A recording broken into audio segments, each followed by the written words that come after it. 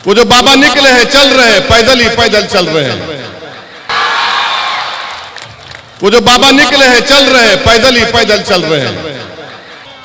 मुकद्दर के फैसले आप करो, कब तक अगियार हमारे मुकद्दर का फैसला करेंगे? कब तक जिनका हमसे कोई ताल्लुक नहीं है वो हमारे जिंदगियों का फैसला करेंगे? मेरे अजीज दोस्तों, मेरी इज्जतदार मां और बहनों, कब तक हम कांग्रेस के पास जाकर भीख मांगेंगे कि हमको लीडर बनाओ? अरे आप आओ, ये आपकी पार्टी है। मंजलिस आपके ख्वाबों को पूरा करेगी। मंजलिस आपसे इंसाफ के लिए लड़ना चाहती है। मैं कांग्रेस से सख्त नफरत करता हूं। कांग्रेस जिम्मेदार है बाबरी मस्जिद की शहादत की, बावजूद इसके कि कांग्रेस जिम्मेदार है 69 के फसाद की।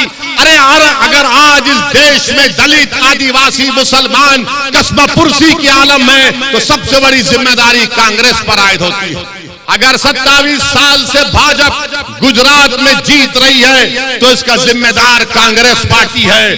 कांग्रेस के नाहल लीडर्स हैं, इसके जिम्मेदार कांग्रेस है कि 27 साल से भाजपा और नरेंद्र मोदी उनको रोज चाय पिला पिला कर उनको मना लिए हैं। मोदी जी कांग्रेसियों को चाय जब देते हैं उसमें चाय नहीं होती, मलाई और दूध ज्यादा होता है। क्या आप कांग्रेसियों पर भरोसा कर सकते हैं कि उसके खिलाफ बोलेंगे? क्या आप यकीन कर सकते हैं कि कांग्रेस उसके खिलाफ बोलेगी? पूछो कांग्रेसियों से कि गुजरात में यकसा सिविल कोड के ऊपर तुम्हारा क्या राय है, तो कुछ नहीं बोलेंगे, कुछ नहीं बोलेंगे। बिल्किस तुम्हारी बहन थी, बिल्किस तुम्हारी बेटी थी, बिल्किस तुम्हारी रिश्तेदार थी, बिल्किस तुम्हारी भतीजी या भांजी थी।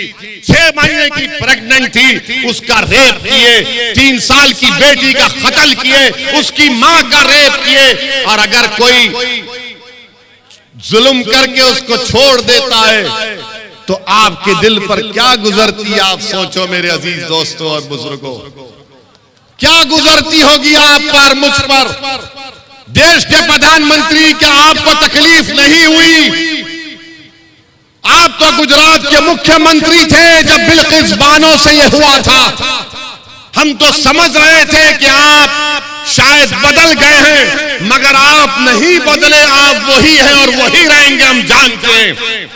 मेरे अजीज दोस्तों और बुजुर्गों, आप देखते हैं कि नरोडा पाटिया में 90 से ज्यादा लोगों को कत्ल कर दिया जाता, उसमें मुलजिम को सजा होती है, वो कोर्ट से बेल लेके रिहा होता है और वो बीजेपी के लिए इलेक्शन में काम करता है और कहता है कि मैंने 90 लोगों का कत्ल किया, मुसलमानों का, मुझे लाइफ की सजा दी गई और आज मैं बेल से निकलकर, जेल से निकलकर मैं मोदी जी के लिए वोट का मुतालबा कर रहा हूं। वाह मोदी जी, आपकी क्या मोहब्बत है ऐसे किरदार के लोगों से। कांग्रेस कुछ नहीं बोलेगी, कुछ नहीं बोलेगी। आपको सोचना है, आपको फैसला लेना है मेरे अजीज दोस्तों और बुजुर्गों।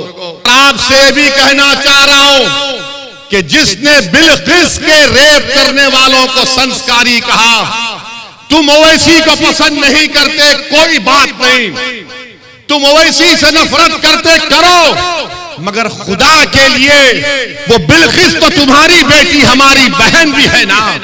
जिसने उसके रेप करने वालों को, उसकी इज्जत लूटने वालों को संस्कारी कहा, तो क्या आप में गीरत जागेगी या नहीं जागेगी? क्या आप में हमियत जागेगी या नहीं जागेगी?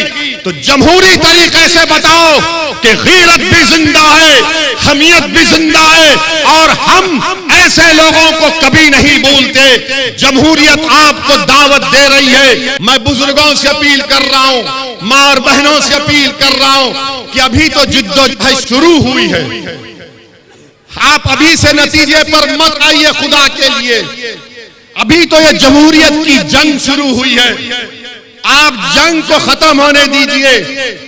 आप सालों सालों कांग्रेस का साथ दिए। मैं एक जज्बा लेकर आया हूं, मैं ख्वाब लेकर आया हूं और रब्बे करीम जानता है कि मैं अपनी अनानियत के लिए कभी नहीं आया, ना कभी आऊंगा। मेरा ख्वाब एक ही है कि जब ये नाइंसाफी को देखता हूं तो खून के आंसू निकलते हैं। मेरा जिस्म का रोंगटा रोंगटा खड़े हो जाता है कि कैसे इंसानों से इस तरह का बर्ताव किया जाता है। या तो आप घर में बैठकर रोए, और मैं उन कांग्रेस के हमारे जिम्मेदारों से कहना चाह रहा हूं, अब छोड़ दो कांग्रेस पार्टी को, अब छोड़ दो। कांग्रेस पार्टी का कोई मुस्तकबिल नहीं है। कांग्रेस पार्टी डूबती हुई नैया है। अब आपको रहबरी करना है, अब आपको सरपरस्ती करना है, अब आपको लीडर बनना है, अब आपको क़यादत करना है।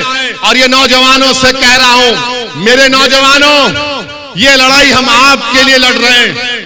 ये लड़ाई इसलिए लड़ रहे हैं कि मैंने अपनी जवानी में 6 दिसंबर को देखा, मैंने अपनी हालत जवानी में मैंने 2002 को देखा। नौजवानों, हम नहीं चाहते कि जो बदनुमा चीजें हमने अपनी आंखों से देखी वो तुम्हारी जवानी में तुम देख पाओ।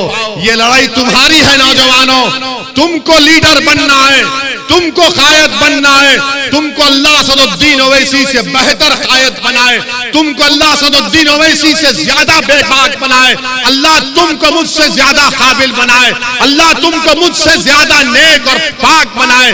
मगर ये लड़ाई आपको लड़ना है, ये लड़ाई आपकी है। इस लड़ाई में आपका साथ चाहिए, इस लड़ाई में बुजुर्गों की सरपरस्ती चाहिए, इस जिद्दोजहद में अहले दिल की दुआओं की जरूरत है। यकीनन इस मुबारक सरजमीन पर ऐसे औलिया हैं, ऐसे अहले दिल हैं जो रात के अंधेरे में उठकर अल्लाह की बारगाह में अपना सर और सजदा करते रोते हैं। मैं उनसे अपील कर रहा हूं कि आप अहले दिल हैं, आप अल्लाह से दुआ करिए कि परवरदिगार नई सियासी इनकलाब लिखा जाए।